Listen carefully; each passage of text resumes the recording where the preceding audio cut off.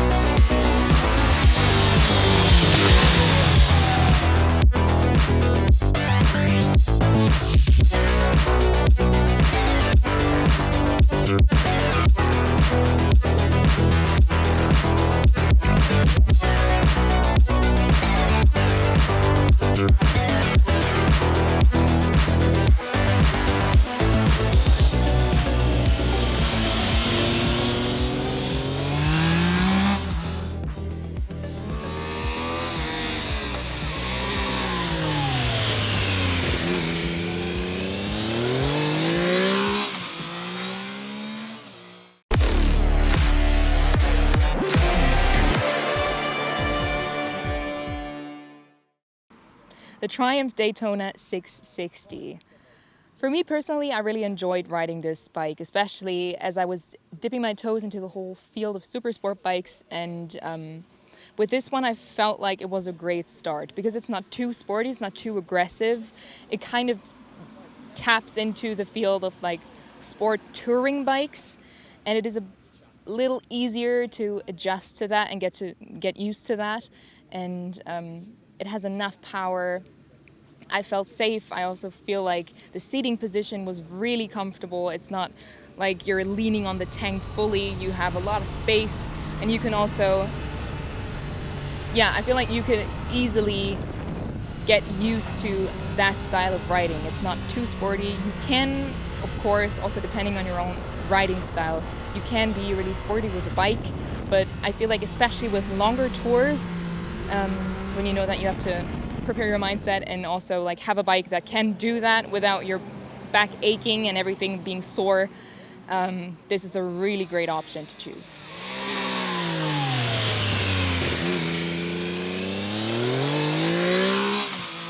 Now let's move on to my impressions of the Daytona 660. The first thing I notice is the seating position.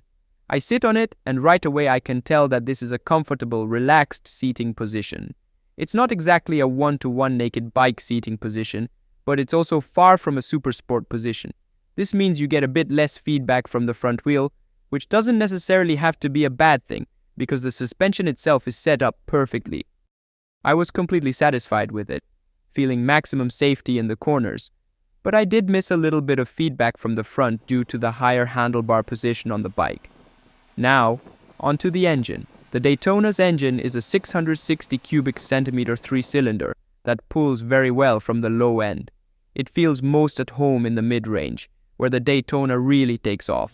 You can especially feel it when exiting corners.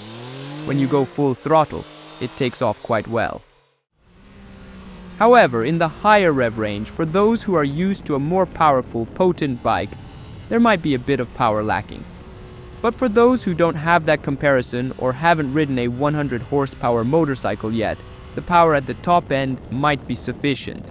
The brakes are good for this class of motorcycles, although I found the rear brake a bit vague. I would have liked a bit more feedback there. As for the aesthetics, that's something everyone can judge for themselves, and the sound is absolutely top-notch. I would say you don't necessarily need an aftermarket exhaust on this bike, and overall it's definitely a very attractive motorcycle.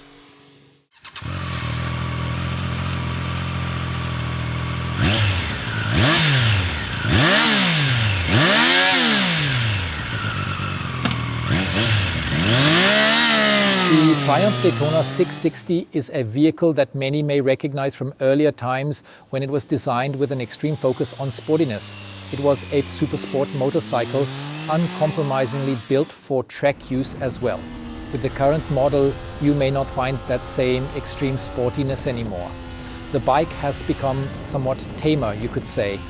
This applies not only to the engine tuning, but also to the overall riding dynamics and seating position. What we have here is more of a very sporty, you could say, a sport tourer now, which still performs excellently on the road thanks to its 3-cylinder engine. Triumph's 3-cylinder engines are generally known for offering a wide rev range where they deliver strong performance, and considering it has a relatively small engine capacity of just 660 cubic centimeters, it still delivers an impressive performance. You can really feel that the bike takes off powerfully from the lower revs, which is typical for a 3-cylinder engine, but it also gains a bit more at the top, giving the vehicle a somewhat sporty character. The seating position, as we briefly mentioned earlier, is no longer as radical, which I personally like. You can still describe it as sporty, but it's significantly toned down. You don't have that extremely leaned forward upper body position. Instead, you sit more comfortably, and even the knee angle isn't as extreme, making it quite bearable for longer rides. While we're on the subject, there might be one small point of criticism, not so much related to power delivery, but more to the engine smoothness. You notice slight vibrations at the handlebar ends, which manifest across the entire rev range. You do feel a slight tingling, but it's not dramatic or particularly bothersome. The bike definitely shows some character, demonstrating that it performs well, and I really like the acoustic backdrop of a 3-cylinder engine. The sound is very compelling, the revs are set quite high, and the engine only starts to limit itself at higher revs, which still leans heavily towards sportiness. As for the transmission, it generally works very well. The only criticism here, apart from the lack of a standard quick shifter, which is only available as an extra, is that the shift linkage itself feels quite soft. Everything gives way quite easily, including the shift rod, which bends noticeably when applying more pressure on the shift lever. This is due to the fact that the shift linkage ratios are not ideal, so the strong angle conversion from the shift lever into the linkage generates a lot of force. And this high force then causes significant twisting in the linkage system and also in the shift rod. As a result, you always get the feeling when shifting that you're stepping into something mushy or soft. The shifts themselves work fine. The gearbox isn't a problem. The issue really lies with the external linkage, which gives the gear shifts this overly soft and spongy feeling. This could easily be addressed with a different setup without needing to make any improvements to the engine itself.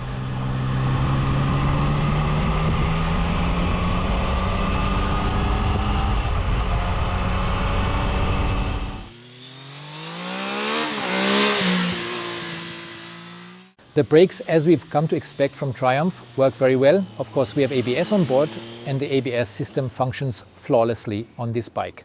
Under good conditions, you can achieve excellent deceleration values. We've noticed, especially when comparing to other bikes, that performance really separates the wheat from the chaff in this regard. There are bikes where the braking system itself works well, but the ABS control is quite rudimentary. That's not the case with the Daytona. The ABS regulation works very smoothly here, allowing for strong deceleration and therefore very short braking distances. As we mentioned earlier, the seating position is also well thought out. One of the standout features of the bike is definitely the suspension.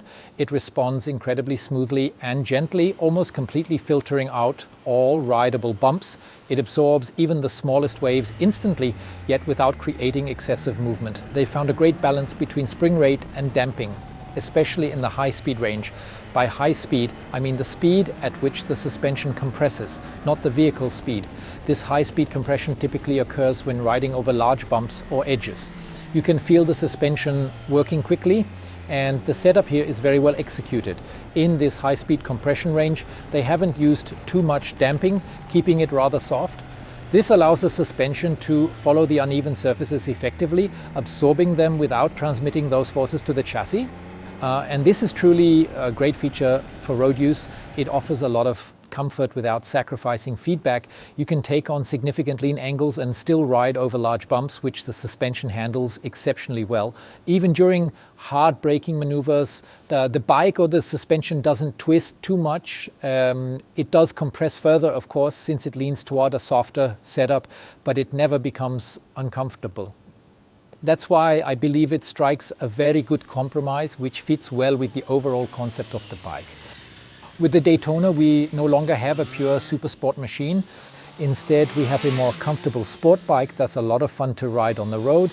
It's incredibly agile with a fantastic engine that delivers strong power across a broad rev range, and it provides a great sound as well. So it's really a very sporty motorcycle that now brings genuine everyday usability. Now, just a quick note about the Bridgestone S23 tires on the Triumph Daytona 660. What also contributes to the great handling of the Daytona is the Bridgestone S23 we've been using.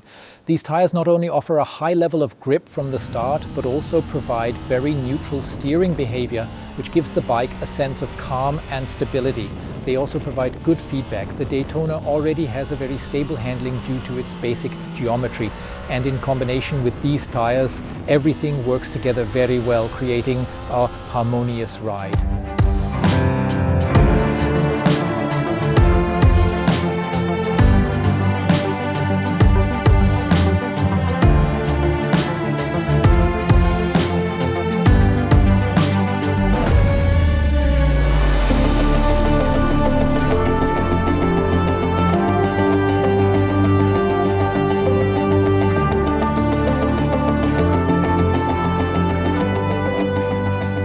That's it, guys. That's all we've got for you today.